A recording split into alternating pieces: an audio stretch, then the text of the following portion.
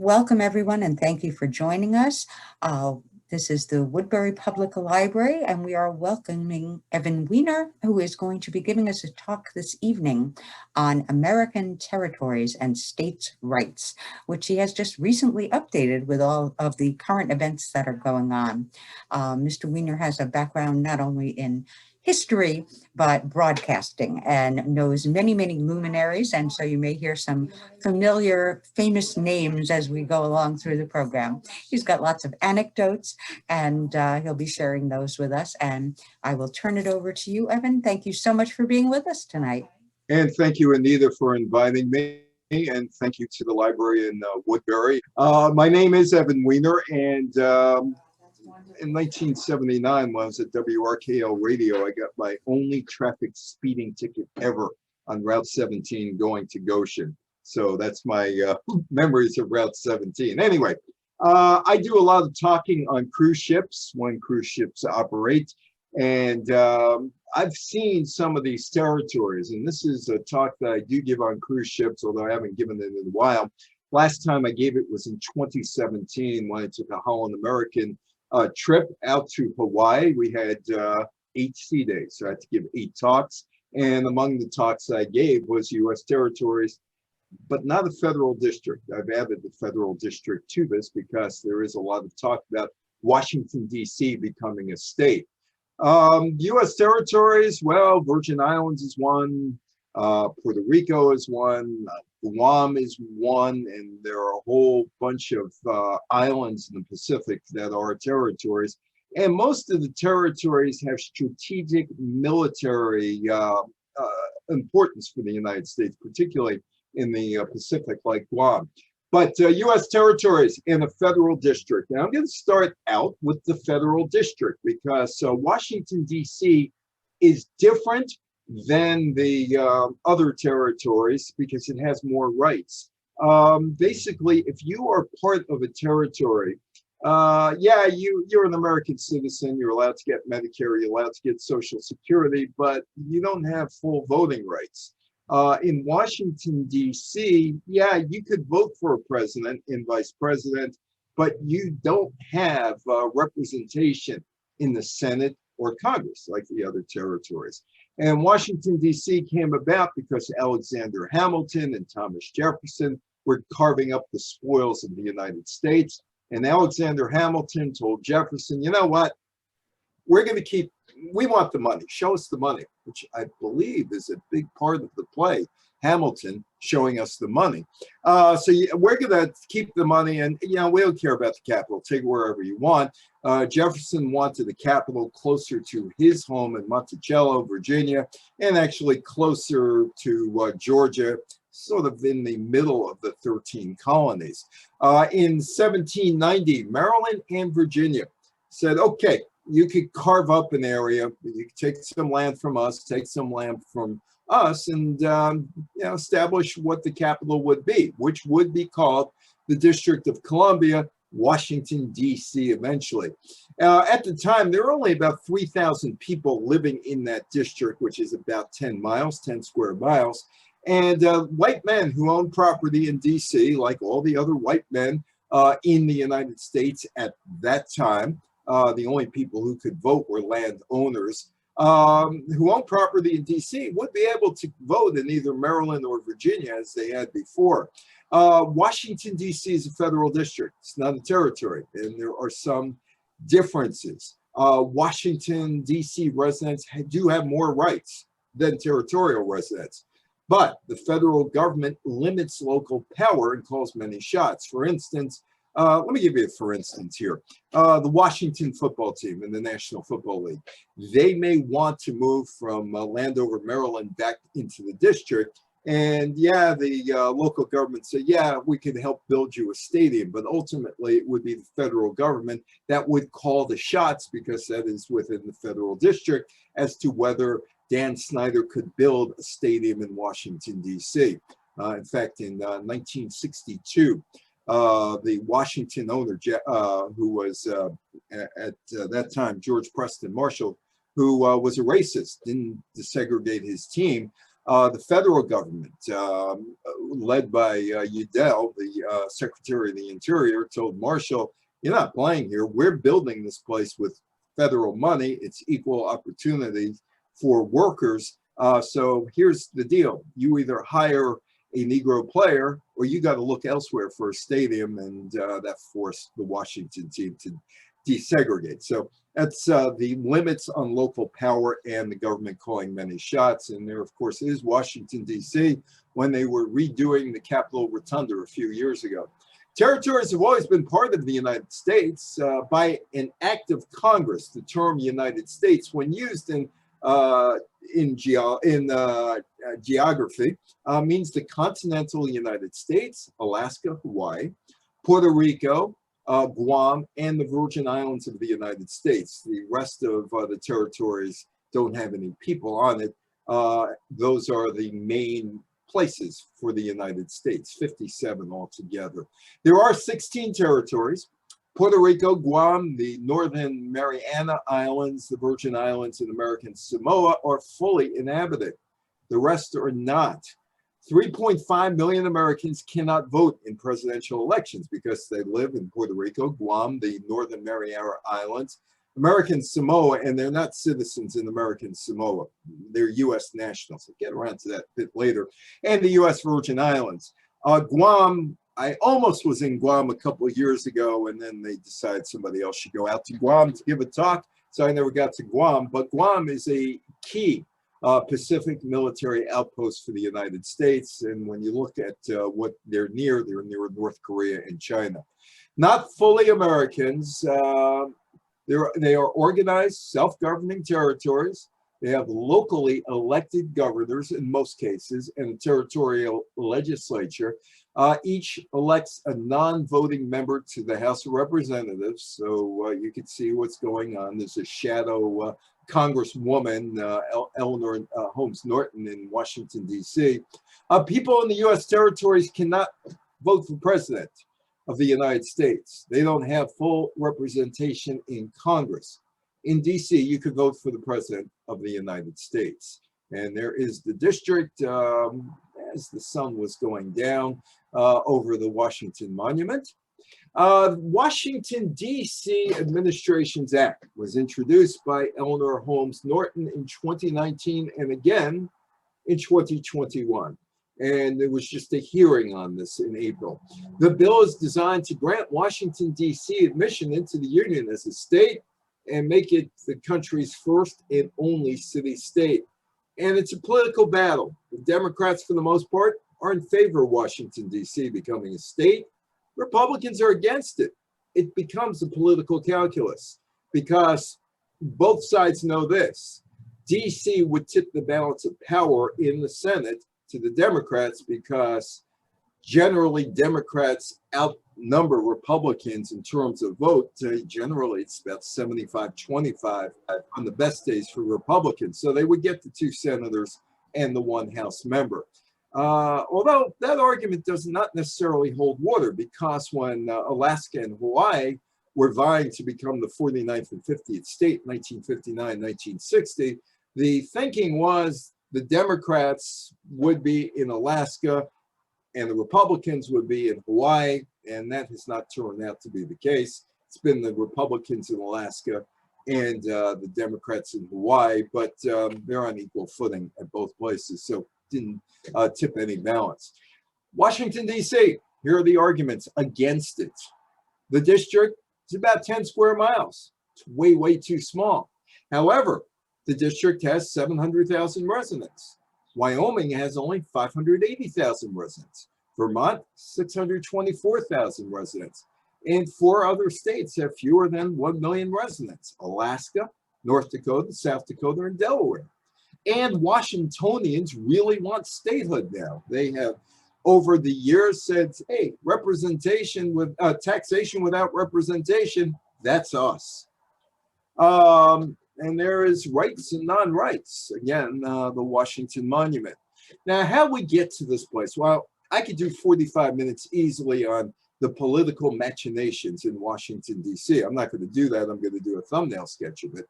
In 1801, Congress passed the District of Columbia Organic Act, which formally placed the government of the District of Columbia under the control of Congress. And the act meant that citizens living in the district no longer were residents of Maryland or Virginia and no longer could vote. The landowners could no longer vote. They no longer had representation in Congress. Their rights were taken away in terms of federal elections. There have been over the years, there was in 1961, the 23rd Amendment. Now you know where Nate Silver gets 538.com, because there are only 535 members of Congress, 100 senators, and also 435 members of Congress, 535. And the electoral votes used to add up to 535.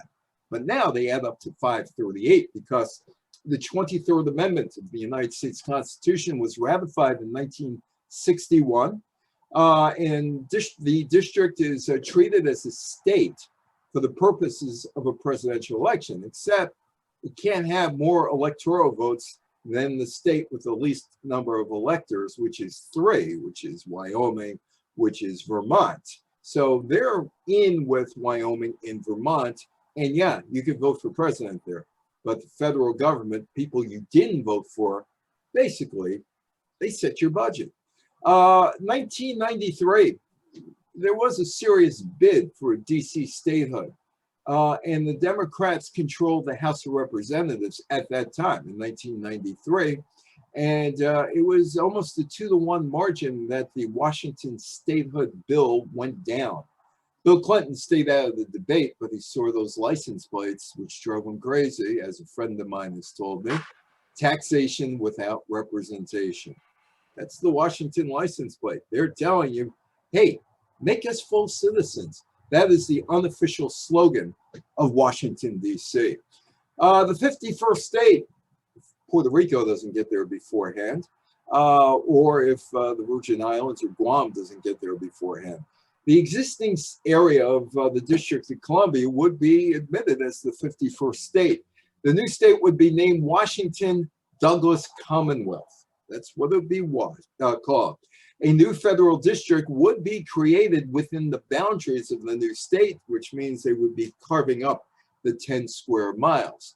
To be called the capital of the United States, the new district, federal district, would encompass the White House, the United States Capitol building, the United States Supreme Court building, some federal buildings, and other monuments adjacent to the Capitol and the National Mall, such as the Lincoln Memorial and the Jefferson and the Washington Monument. Those would all be part of this new district that would be carved up. And that would be part of the area. Franklin Roosevelt, Martin Luther King and Franklin Roosevelt memorials are right, actually to my right where I'm standing, where you can see the Washington Monument. So that would be Washington, that little area, that area between the Lincoln Memorial and the Capitol and extending out just a little bit would be the whole federal district. The John Wilson Building is excluded from the Capitol. It would serve as the state capitol. The new state would have 2 members of the Senate, 1 member of the House of Representatives. The local representatives, the mayor of the city council, in the transition to become the new state, the mayor would become the governor and the city council would become the state legislature. The Senate is mulling over whether Washington, D.C. should be a state.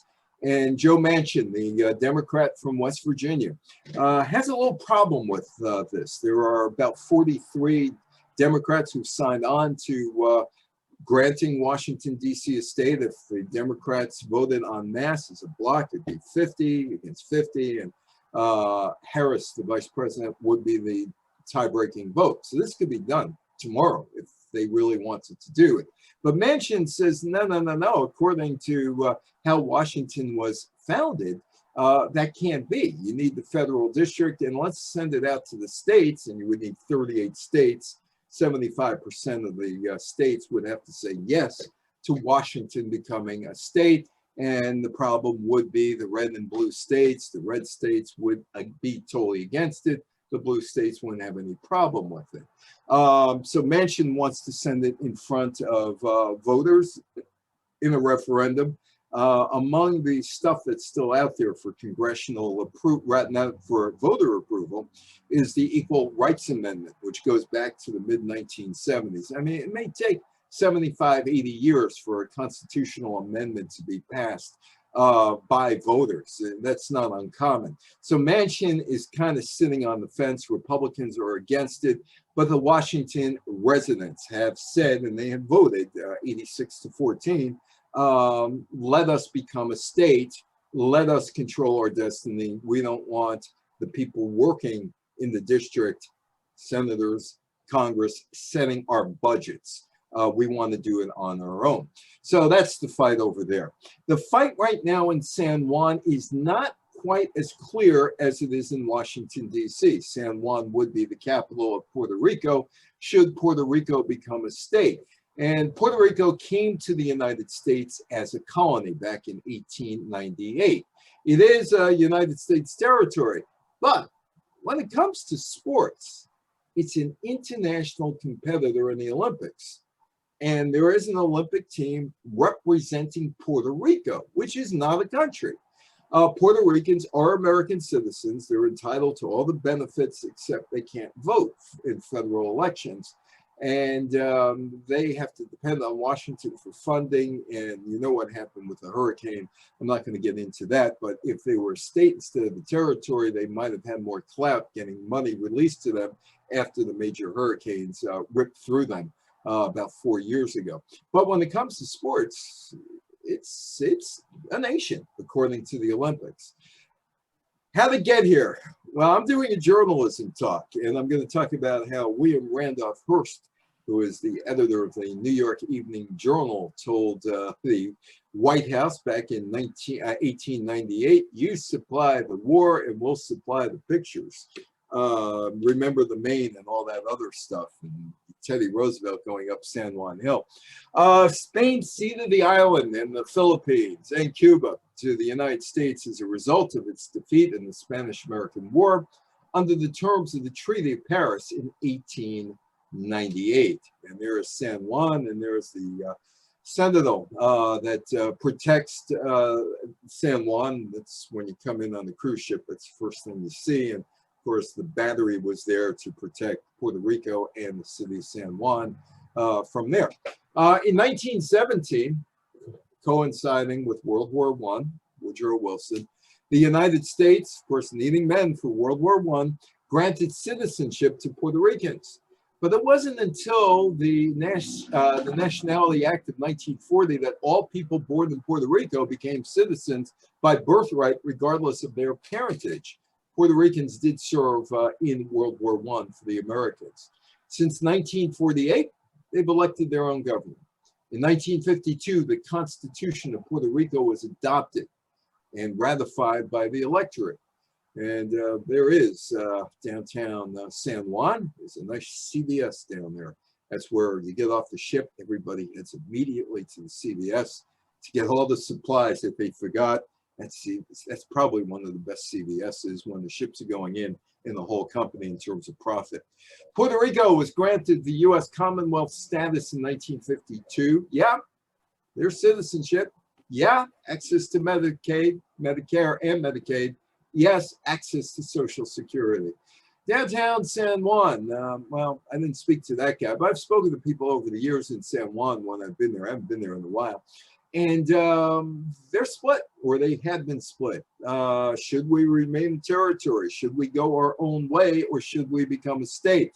Going their own way seems to be the least likely in terms of what the locals want, because they look around and they see in places like Antigua. I'll give you Antigua for example. There are no cardiologists in Antigua. If you have a heart attack in Antigua, you've got to hope for the best local hospital. If you're that bad, they will helicopter you to another Caribbean island.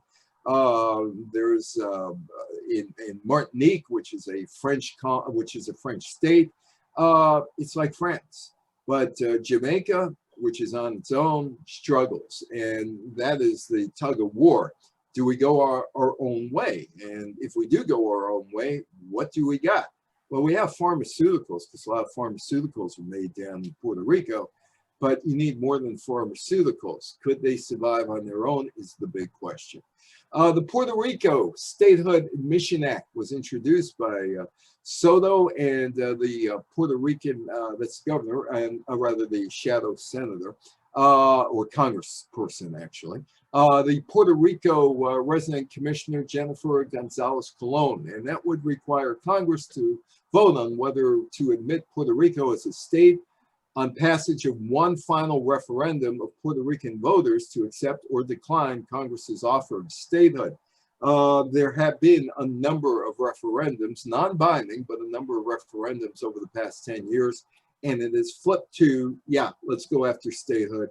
But there is also a Puerto Rican independence movement within the island, and there are some, not many, because stagnation is not very good for the Puerto Ricans. So it's statehood, it's this small group of independent people, and an even smaller group of people saying, yeah, let's stay as a territory. Puerto Rico has 3 million citizens. That is more than 20 states, and the allocation would be something like 2 senators and 4 House members. Now, the Republicans kind of don't want this, except Puerto Rico tends to vote Republican. So they would probably get 2 senators, or at least 1 senator, and a handful of Congress people. If you're playing the political game over there. But right now, there's a lot of talk, and that's about it. And there's been a lot of talk for a whole bunch of years. So the possibilities: statehood, continuing status quo, which very few people want, or independence. However, there is an awareness that most of the Caribbean countries are struggling to survive economically. And that weighs heavily on people in Puerto Rico. The Senate and Congress have been extraordinarily slow to react on the future. And you could say, yeah, there's some ambiguity among Puerto Rican citizens, except the last vote, which was in November, during the presidential election, where they couldn't vote for the president. A November 2020 referendum asked voters a simple yes or no question. Should Puerto Rico be admitted immediately into the Union as a state? 655,505 votes said, yeah, that's 52.52.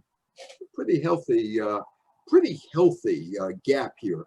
592,671 voters said no, 47.48. Rounded up, it's 53.47. That's 6%, and that's pretty healthy in terms of margin. So keep an eye on that, because things may happen in the next few years. In fact, Chuck Todd on NBC was recently quoted as saying that Washington, D.C. and Puerto Rico will be states by the end of the decade. Not sure where Chuck got that, but it is very possible. We will see what we will see. Remember, there's a whole set of new voters coming in. The baby boomers are on their way out. Gen X is coming in. Millenniums are coming in, or are there already. St. John's Virgin Island, which is east of Puerto Rico, and there are 3 islands. St. Thomas and St. John's are the ones that people end up going to, because they're going there for this. It is basically vacation land. That's where you go. You go to the Virgin Islands, you go on vacation. You're not doing much of anything else. We got gorgeous beaches there. I could tell you of one beach at a private resort that we end up going to that very few people go to, because somebody on the cruise ship who worked on the cruise ship said, you really want to go to a nice beach? Here's this beach about 12 miles from here. The cab ride will cost you $10. They'll take you right there. It's a great beach, coral, all that other stuff. Don't go to Megan's Beach or the other places. And the guy was right. So there's St. John's VI. Now, why are they American territory? Why are those islands American territory? Well, you know, St. John, St. Croix, St. Thomas were not Americans. They were, I just said St. Croix, They weren't Americans. They were Denmark, except we had World War One. And World War One, Americans are thinking, oh, wait a minute. Wow, we got Puerto Rico down in the Caribbean. Yeah, of course, that's ours. But wait, we're exposed down there. Because that's the only thing we got. We gave up Cuba in 1902, but we got Puerto Rico. You know what?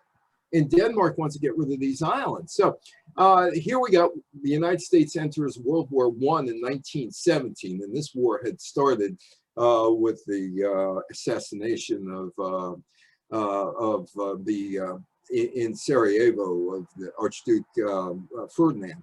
And so this war is going on 3 years before Wilson gets involved in the war. So the onset of World War I, 1914, brought some reforms in the Virgin Islands, and these islands were isolated and exposed. Good thing they're isolated, but bad thing they're exposed because they're submarines. And the submarines are coming in, and the United States is worried that the islands may be seized by Germany because it could become a submarine base. And they went back to Denmark and said, you know, we need to protect ourselves. I think we want to make a deal. Well, what kind of deal can we cut? And well, they talked and talked and talked. And after a few months of negotiations, Denmark said, give us $25 million in gold coin. Yeah, I said, sure, here you go. And the United States ended up with the Virgin Islands as protection during World War I. And there is the Virgin Islands at St. Thomas, not too far from the cruise ships. That's what you get to see. Actually, it's St. John's, not St. Thomas, it's St. John's, because cruise ships are too close. The deal was finalized January 17th, 1917. Americans are in the war quite yet, but they're watching it in January 1917. And they exchanged their treaty ratifications, and the United States would take control of the islands on March 31st, 1917. And the territory was renamed the Virgin Islands of the United States, and they were there for military purposes, not vacationing. And you wouldn't see something like that back then because it was in the war. In the Virgin Islands, it's not a great push for statehood right now. They're a territory. They're not going independent. They couldn't survive independent because you can't survive by just tourism. Although in St. Martin's, on the French side and the Dutch side, they try. But of course, they're run by countries in Europe. There's no push for statehood. The Virgin Islands, they thought about, hey, let's become a state in 1984. Nah, not going to bother. And more recently in the 1993 referendum where they said no. So they're reasonably happy right now where they are as a territory. I'm not sure why they aren't pushing for statehood. Puerto Rico certainly is. And there's no push to become independent. Guam is an interesting place. Again, a few years ago, I had a chance to go to Guam, and then they said, nah, we'll take somebody else. Just fine, because I would have had to travel halfway around the world to get onto a boat to get onto Guam and stay in Guam for 8 hours. So maybe it was the best of things. This is where America's day begins. And Guam becomes part of the United States because of the Spanish-American War, which was played up in the New York newspapers, which led to circulation war back between Pulitzer's New York World and Telegram and Randolph Hearst's New York Evening Journal. During the Spanish-American War, the United States would capture Guam on June 21st, 1898. And under the Treaty of Paris, signed on December 10th, 1898, Spain said to the United States, take it. It's all yours. Take it. April 11th, 1899, it becomes a territory of the United States. After World War II, or under United States control, after World War II, there was something called the Guam Organic Act of 1950. And that established Guam as an unincorporated organized territory of the United States and would provide structure for the island's civilian government. And people took only 51 years Only took 51 years. People became U.S. citizens. But it took a while for the people to vote for governor because they would not vote for governor until 1968. Guam is a military base. This is what it is. And this is the only reason the United States is there, because it's got a lot of military there. It's also in a Pacific hotspot.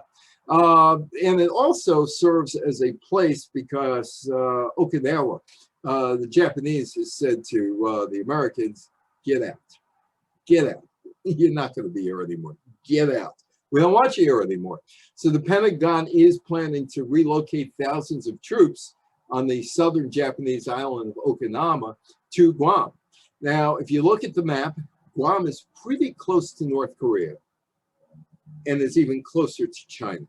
In 2017, Guam was on alert for a possible North Korea nuclear attack. What is Guam? It's 30 miles long. It's a tropical island. Has 160,000 people. If it became a state, it would be the smallest state with only 160,000 people. But it's a home to a large Air Force base and a large naval base. But this is basically what Guam is. It's beach and it's palm trees, and you go in the water and you swim and get a suntan. Well, that's what that's what it is for tourists. If it becomes a state, that would give Guam all the rights and burdens of being a state, be a small one. But they would have to figure out budgets. Right now, budgets are made by the federal government for them. They would have to figure out budgets.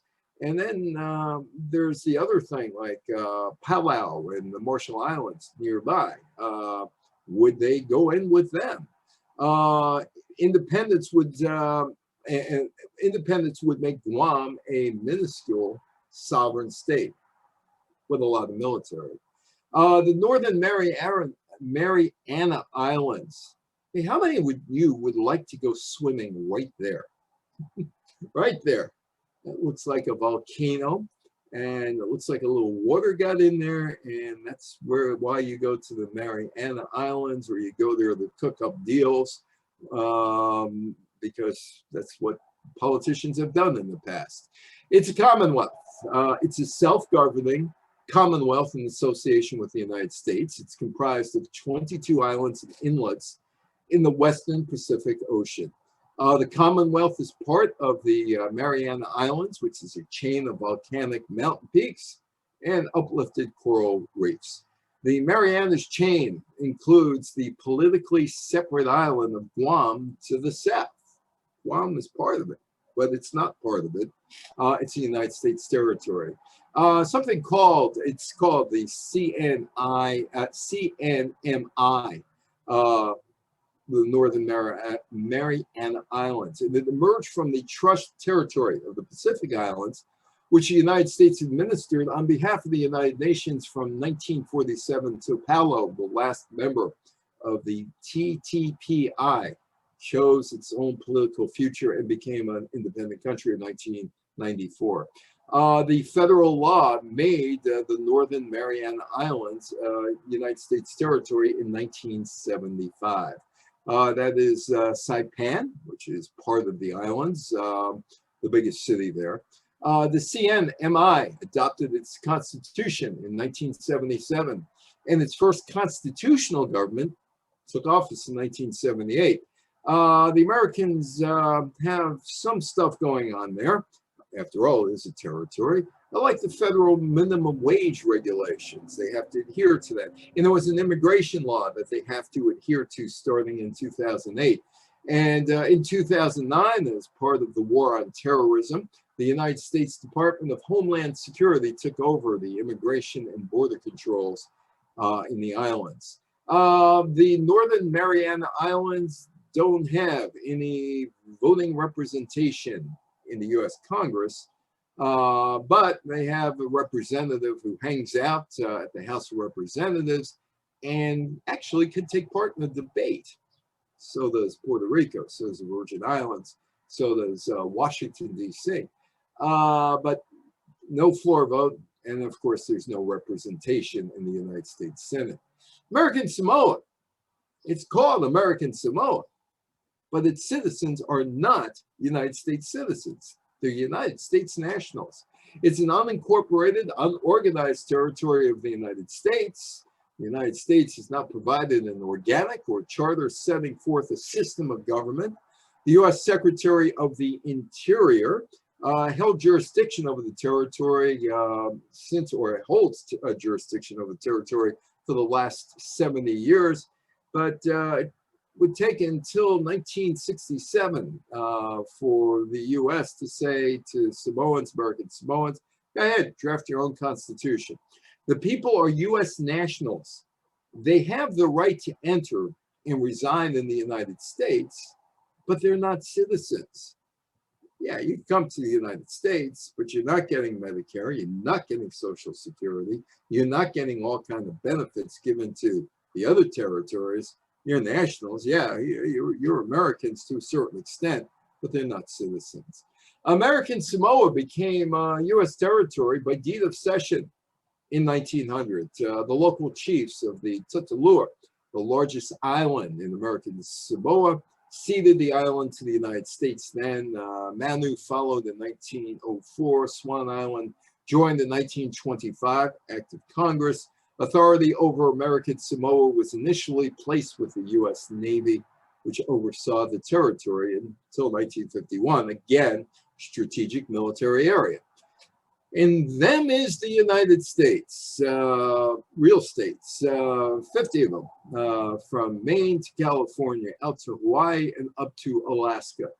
And with the exception of the 13 original colonies, there were reasons that territories and republics entered the United States. Now, California was a republic, but it was a republic the same way Texas was in the Arizona territory and New Mexico, because the United States under Polk, President James Polk, who's a forgotten president, had a war with Mexico and ended up with all that territory. Why is Alaska territory? Military again, military again. Vermont was a republic as well. So let's take a look at how territories became states and why. Now, some territories existed for a short time, becoming states. Others remained territories for decades. The shortest lived territory, Alabama, just 2 years. The Mexico territory and Hawaiian territory both lasted over 50 years. And unlike Joe Manchin, who thinks that Washington, D.C., because of the way it was set up, should undergo this constitutional referendum and amendment and all that other stuff, it wasn't that difficult to make the leap from territory to state. All you had to do basically say, hey, we want to become a state. The United States had no problems with it. Well, maybe Nova Scotia. We'll talk about Nova Scotia at the end. Vermont, Bennington, Vermont. Vermont was an independent republic. Independent republic. But Vermont really, well, it was part of New York and part of New Hampshire. There was no Vermont, except some of those people that were living there wanted their own republic. In the early 1700s, the royal governors, talking back to the King of England, of both New Hampshire and New York made land grants or made grants of land to settlers in an area that would become Vermont. The king, who had a lot of things to do, after all, he's running wars and all that other stuff back in London. So he has to settle the matter of which colony had the right to grant land claims. And there were a lot of problems there. The king ruled in favor of New York. That's yours. Vermont is yours, or that land was yours. But it was originally known as the New Hampshire grants. All the areas look alike. In fact, my wife's cousin said during the Revolutionary War, how did the warring troops know where to meet when all the areas look like that? The Adirondacks, Green Mountains, White Mountains, they all look like that. Somehow they figured out where they were going to meet to have their battles. The main reason for the people who would become the Republic of Vermont to become the Republic of Vermont was to get out of New York. They wanted to get out of New York. They couldn't deal with New York. You know, they wanted to leave. And when the Revolutionary War came around, New York said, you know what, go, goodbye, farewell. New York also gave up Erie, Pennsylvania, well, what is now Erie, Pennsylvania, to Pennsylvania, because Pennsylvania didn't have a port, a good port on one of the Great Lakes, Lake Erie. And so they said, okay, you can have that port. And that comes in handy because now there are 5 counties in rural Oregon that want to leave Oregon to join Idaho, and they made that intentions known today. And West Virginia became a state that way back in 1863, breaking away from Virginia. Anyway, so during the American Revolution, there were 13 colonies: Massachusetts, Connecticut, Rhode Island, New York, Pennsylvania, Delaware, Maryland, Virginia, North Carolina, South Carolina, Georgia, Pennsylvania. So those were 13 colonies. But Vermont said, no, we're a republic. We're a republic. The Continental Congress refused to recognize it as a republic. We're a republic. Maybe we'll join with Quebec. There were people that wanted them to join with Quebec and to be part of England, mainly from the English side. So Vermont, that's the site of the Catamount Tavern, 1767, before they became a republic. The Republic of Vermont outlawed slavery and granted the right to vote to all adult males, whether they were owned property or not, unlike the 13 colonies. Vermont had its own money. They operated its own postal service. So they had some things that weren't going on in the 13 colonies. But Vermont finally gave in. It was admitted as a republic as the 14th state, rather to the Union as a 14th state after 14 years as an independent republic. And they could break away without too many problems if they wanted to break away from the United States. But at this point, I can't see them joining Quebec, even though there are houses that are in both New Hampshire and Quebec, and Vermont, Quebec properties. The Mississippi Territory, Biloxi, Mississippi. That's about 10 years ago when I was in Biloxi. The Mississippi Territory was created by Congress in 1798, and it was a strip of land extending about 100 miles from north to south from the Mississippi River to the Georgia border. The territory was increased in size in 1804 and 1812 to reach from Tennessee to the Gulf of Mexico. And there's driving back in the day, that's Alabama. Alabama wasn't a state, it was the Mississippi Territory. In 1817, the western part of the state said, yeah, we want to become a state. And they did. Alabama, the eastern part of the Mississippi Territory, didn't become a state until 1819, 2 years later. It was rather easy. They just said, we want to be states. The Louisiana Territory, that was Mardi Gras 2 years ago as we were heading into Louisiana. The Louisiana Purchase was made by Thomas Jefferson, 1803. Now, at this point, there were people in the Senate who were really wanted to move west, partly because there was a fox trade in what would become Ohio and Michigan, and the English were eyeing those areas, and the Americans were eyeing Ontario, prelude to the War of 1812. But the Louisiana Purchase would more than double the size of the United States. The territory of Louisiana, or the Louisiana Territory, was an organized, incorporated territory of the United States that existed from the 4th of July, 1805, till June 4th, 1812, when it was renamed the Missouri Territory because some of that area became states. Throughout most of the United States histories, regions that were admitted to the United States prior to admission were territories or parts of territories. As the United States grew, the most populous parts of an organized territory would achieve statehood. That's not the case in Texas or in California, but I'll talk about that in a couple of minutes. Oh, Logan's Pass, the Continental Divide, up in Glacier National Park. It's part of Louisiana Territory. France had all this land, all this land. That's in September of 2017. The states that came in, Louisiana, Missouri, Arkansas, Iowa, North Dakota, South Dakota, Nebraska, Oklahoma, and the area included most land in Kansas, Colorado, Wyoming, Montana, and Mississippi. As you can see, the United States really grew when Jefferson bought the land from Napoleon, who needed the money so he could continue fighting his endless wars. Now, Massachusetts is kind of interesting. You look at the map today, and there's no border between Maine and Massachusetts. New Hampshire is in between. New Hampshire, on that New Hampshire coast, it's about 10 miles long. And anyway, there is Minnesota, not Mississippi, right? Anyway, the Missouri Compromise. Now, we learned a lot about this when we were in grade school, the Missouri Compromise and how that came about. Missouri comes in and Maine comes in. Well, those people who were living in Massachusetts, who were in Maine, Massachusetts, didn't really want to be part of that part of Massachusetts.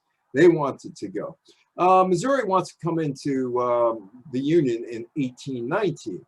And at that point, there were 11 free states and 11 slave states. And this would cause a problem because if Missouri comes in, it'd be 12 slave states and 11 free states. And so something had to be done. Those people up in what is now Maine said, let's get out of here.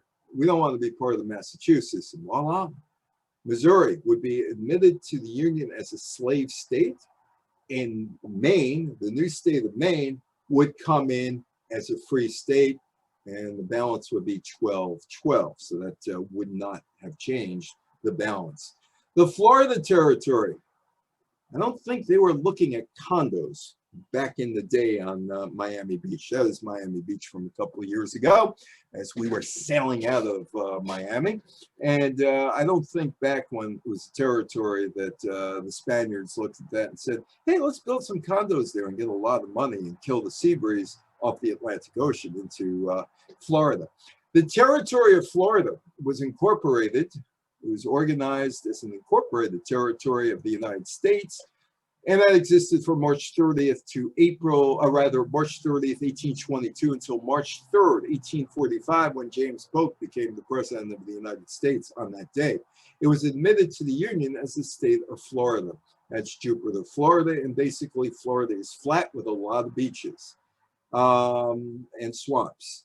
And there wasn't much there. There was no Gold Coast. That would come later on. There was no Palm Beach. In fact, there was the settlement up in St. Augustine's and a whole bunch of land that was orange groves and everything else going way down to Miami. Originally, it was called the Spanish territory of La Florida, and later the provinces of East and West Florida. It was seceded to the United States government as part of an 1819 Adams-Onis Treaty with Spain, and it was governed by the Florida Territorial Council until it became a state. The Oregon Territory is rather interesting. Keep Portland weird. The Oregon Territory is extremely interesting because no blacks allowed, no African Americans allowed, no Negroes allowed in this territory. The Webster-Ashburton Treaty of 1842 partially delineated the northeastern U.S.-Canadian border, but left the border of the Oregon Territory unsettled. Of course, that parallel to 49th would eventually be settled.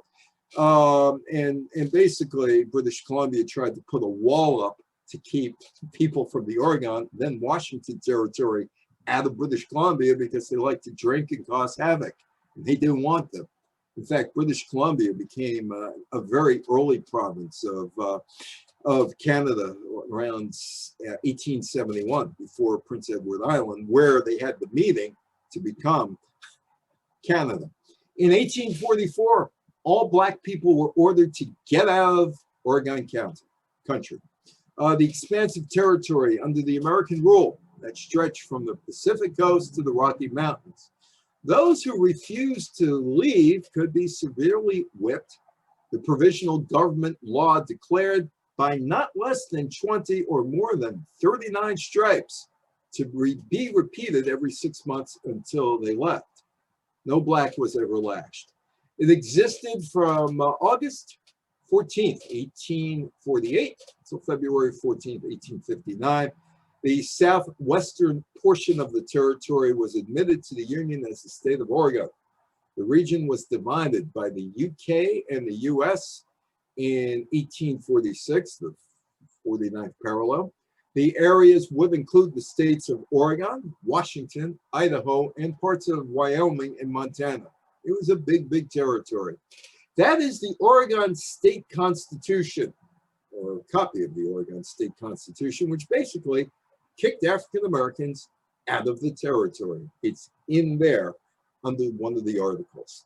In 1859, Oregon became the first and only state to enter the United States that prohibited blacks from living in the state in its constitution. Now, after the Civil War, the 14th Amendment basically overrode the Oregon Constitution. However, it was still on the books until 1926, when voters said, you know what, let's get rid of it. There was other racist language in the state constitution that was finally expunged as recently as 19 years ago, 2002. And like I said, today there are 5 counties in Oregon that basically have said that we don't want to be part of Oregon. We're ruled, we're extremely conservative. Everything west of the Cascades is extremely liberal. We don't like what they do. And you know, as liberals, they should be able to do what we want, which means get rid of us, and then we could join Idaho. In 1863, counties in the western part of Virginia, which was part of the South at that point, broke away, and they were Union in West Virginia starting in 1863. That is the New Mexico territory that came after the war with actually Mexico, and the United States got that whole swath of land because the presidents wanted that. People like President Polk. The territory of New Mexico was incorporated, or as a territory of the United States. It existed from September 9th, 1850 until January 6th, 1912. New Mexico entered the United States. It was the longest lived organized incorporated territory of the United States. It lasted 62 years. And there's the desert in Arizona about 20 years ago. The Arizona Organic Act was an organic act passed by the 37th Congress on March 12, 1862 by the Representative James N. Ashley of Ohio. The act provided for the creation of the Arizona Territory, divided New Mexico and Arizona into 2 territories. And it was done at the current boundary between New Mexico and Arizona. And Arizona would get into the United States in 1912. That's Seattle. There's Pike's Market up in Seattle. That was 2 years ago. The territory of Washington was split from Oregon March 2nd, 1853, lasted until November 11th, 1899. Territory was admitted to the Union as the state of Washington, and that territory included the entire modern Idaho and parts of Montana and Wyoming. The Washington Territory or the Washington State would have its final boundaries in 1863, which would include British Columbia. The Idaho Territory, that's the best I could do. Sewer Cat, city of Coeur d'Alene. The Idaho, because she didn't want to see the amusement park or where we ate in Idaho. It's the best picture I had. The territory of Idaho was organized and incorporated as a territory from March 3rd, 1863 until July 3rd, 1890. The territory is admitted into the Union as Idaho. Montana already gets into the Union, and then Wyoming and the borders are set. Alaska, 5,039 miles from Anchorage to Miami, but only 4,490 miles because of the polar route from Anchorage to London, 3,500 miles to New York, and 1,400 miles to Seattle, a little over 2 hours. Why is Alaska part of the United States? Well, there are a whole bunch of reasons why. It made no sense for the United States to buy Alaska if you look at it just from looking at it at the map. But Russian officials began to worry that US settlers would one day overrun Alaska. And they also looked and said, you know, we're not defending this colony. And Great Britain is already in Canada, and they beat us in the Crimean War, and they could easily overrun Alaska. And we have all this debt that we need to pay off. So, you know, we don't want Great Britain there because it's too close to the Russia. But, you know, the United States, hey, that'd be cool. We could sell it to the United States. Yeah, that'd be great. We'll sell it to the United States. Hey, those are 2 bald eagles in Sitka, Alaska. They were just looking around, probably looking for food. On March 30th, 1867, the United States Secretary of State, William H. Seward, signed a treaty with Russia for the purchase of Alaska for $7 million. It was ridiculed as Seward's folly, Seward's box, and even President Andrew Johnson said it's a polar bear garden. Seward has come out looking okay. He's got that high school down in lower Manhattan. Most famous alum of Seward High School is Bernie Schwartz, Tony Curtis. My mother went to that high school way back in the day. She graduated around 1952. Anyway, 2 cents an acre. That's all it costs, 2 cents an acre. And the United States has Alaska. In Sitka, there is Sitka, and there's some architecture, still Russian architecture in Sitka, Alaska. That was the last Russian capital, and I spent 1/4 of July there. I think it might have been 3 years ago, up in Sitka, Alaska. The territory of Alaska, or the Alaska Territory, was organized. It was an unincorporated territory of the United States, which existed from August 24th, 1912, until January 3rd, 1959, when it was admitted to the Union as the state of Alaska. The territory of Alaska was created as the District of Alaska on May 17th, 1884. And Alaska plays a big role in why Canada becomes a country. Canada would become a country in 1867, and it would be Nova Scotia, which had a chance to join the 13 colonies, and they were dithering. They were going back and forth back in the 1770s. Should we go? Shouldn't we go? Because Nova Scotia, which is now New Brunswick, that territory, but it's all Nova Scotia, was right across the river from Massachusetts, and there were a lot of common people and all. But there were some double crosses, and the Nova Scotians didn't trust the southern colonists, and they decided to stay with England. But they and New Brunswick and Ontario and Quebec would all meet in Prince Edward Island, on Prince Edward Island. And one of the reasons that they wanted to become a country real quick was because the United States not only could invade them from the south, and Ottawa is the capital of Canada because it was 41 miles from the United States border. It was all swamp filled with malaria, and they figured the United States troops were not going to invade Ottawa, at least that way, going through 41 miles of malaria, although now it's all built up and you never would know it's a swamp.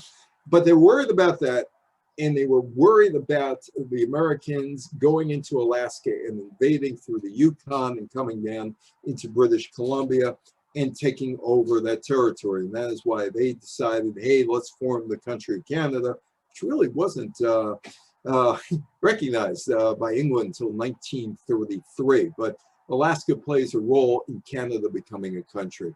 That's Oahu. That's where Mark Twain once stood. Mark Twain was there and wrote all about Hawaii. I could never figure out places I went to, Twain went to. Who paid for Twain going to all these places? I can never figure that out.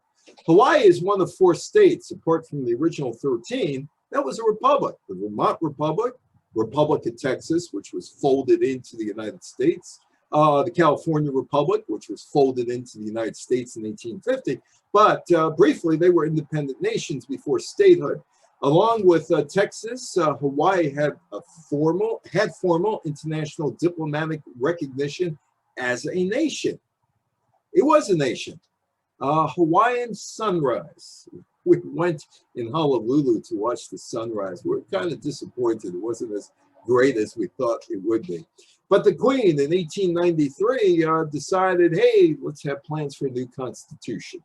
On January 14th, 1893, there was a group of mostly Euro-American business leaders and residents who formed what was called the Committee of Safety. And basically, they were going to stage a coup d'etat against the kingdom and seek annexation by the United States. Why? All this fruit. We got all this fruit here. We can now call it our own. We can make a lot of money off of it. And so what? We'll knock off Queen Liliuokalani. What's the big deal? We'll knock him off. And this is the guy who did it, Sanford B. Dole. He was an American lawyer, and he became the president of the Republic when the Provisional Government of Hawaii ended on July 4th, 1894. Just a bunch of people decided to knock off the Queen. The administration of President Grover Cleveland commissioned the Blount Report and concluded that the removal of the Queen had been illegal. The United States government first demanded of these people, reinstate the Queen. Provisional government refused, and the Americans didn't bother sending troops in. Hey, that is one of the canyons, Wami Canyon. It's gorgeous, isn't it? Looks like a painting. In 1898, the Republic of Hawaii was annexed by the United States, just like these guys wanted, became the territory of Hawaii, aided by the lobbying of the sugar interest. The Hawaiian territory existed from August 12, 1898 until August 21st, 1959, when the territory was admitted to the Union as the 50th state. Back in 1959, on January 3rd, Alaska became the 49th state, 49th and 50th states in the last two states. And they didn't have to go through constitutional referendum. William McKinley, that's my son, when he was looking at going to the University of Buffalo in 2002. William McKinley was the president at the time. And the United States agreed to grant Hawaii a popularly elected government. McKinley signed the law, an act to provide a government for the territory of Hawaii, also known as the Hawaiian Organic Act of 1900, which established the office of the territorial governor. The Queen is long gone. She writes one of the most famous songs, Aloha, that you know, bum, bum, bum, da, da, da, da. And it's with regret she writes it because she's kicked out in Hawaii. It's no longer territory, although there are some people who are looking to reestablish a sovereign Hawaii. It's a small group, very small group, but they would like their country back. And there is the palace. There is the palace in Honolulu. In 1900, Hawaii was granted self-governance and retained the Ailana Palace as a territorial capital building. Plantation owners and capitalists, the Dole people, maintained control through financial institutions and found that being in United States territory was very, very convenient because they were able to import cheap foreign labor, no problem with that. And immigration and labor practices, there was none, prohibited in many states. And so, you know what, do what you want. And they did. There would be a non-voting delegate to the United States Congress, seated offices and usual rights and privileges of a U.S. representative in the House of Representatives. The annexation of Hawaii made selling agricultural products to the mainland much more profitable. And after all, that's what Dole and his people wanted. Knock off the Queen, bring in cheap labor, no tariffs. Hey, it's all ours now. We've knocked them off. It's ours. We can do what we want. And sugar was king. The sugar industry moved over there. But workers said, you know what? We're not going to be indentured servants here. We have rights. It was a multicultural strike in 1920. And political alliances started to move. And Cuba would have a larger share of the United States sugar market, 45% of the domestic quota, while Hawaii, the Philippines, and Puerto Rico, all United States territories, had only 25%. So it didn't make sense anymore to have sugar in Hawaii when Cuba was so close. Pearl Harbor, of course, is in Honolulu, and that is where December 7th, 1941, Japanese attacked Pearl Harbor, the American territory, which brought the United States into World War II. It would take about 100 years, but the United States Congress in 1993, hey, they were really good sports about it. They passed the apology resolution regarding the overthrow, signed into law by Bill Clinton. It's 100 years later, they're all gone. The resolution apologized for the overthrow of the Hawaiian kingdom and acknowledged that the United States annexed Hawaii unlawfully. What are they going to do in 1993? Nothing. Absolutely nothing other than this apology that was thrown out there. And that is the governor of Hawaii, Linda Lingle, in 2005, and we're at a party in Maui. Former colonies, that is Colon, Panama.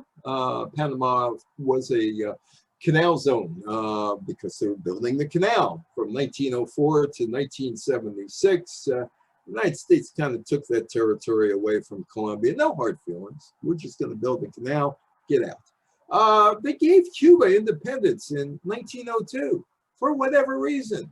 They said to Cuba goodbye, and they did. And the Philippines from 1898, again from the Spanish-American War, to 1946 when the Philippines was granted independence. They're the former territories of the United States. And you go up to Alaska, you get to see this, the Hubbard Glacier, which should have belonged at one time or did belong at one time to Russia. So, and wrapping up here, the last territories to become states, Alaska in 1959, Hawaii in 1960. Washington, D.C. wants statehood. November 8th, 2016, the District of Columbia overwhelmingly voted in favor of statehood. 86% of the voters said yes, 14% said no. The district's future, well, could be determined by the Senate, except Joe Manchin of West Virginia, whose state came in because they decided to break away from Virginia, didn't need any constitutional amendment to break away. They just broke away. Somebody should remind Joe Manchin of that. Maybe he needs to brush up on West Virginia history because he thinks that the district can't become a state because somebody wrote about it in 1790. But that could be determined soon if all the stars are aligned and Harris votes yes, it could become a state. In Puerto Rico's future status is being debated. None of the other territories. Hey, thank you, Ken. I'll speak to you soon. Thank you so much. Thank you. And so Puerto Rico, they're going to talk about that, and Virgin Islands and Guam. Yeah, there's no real push to become states. Bye, Ken. And I want to thank Anita. That's it. Any questions, any comments? Thank you, Anita.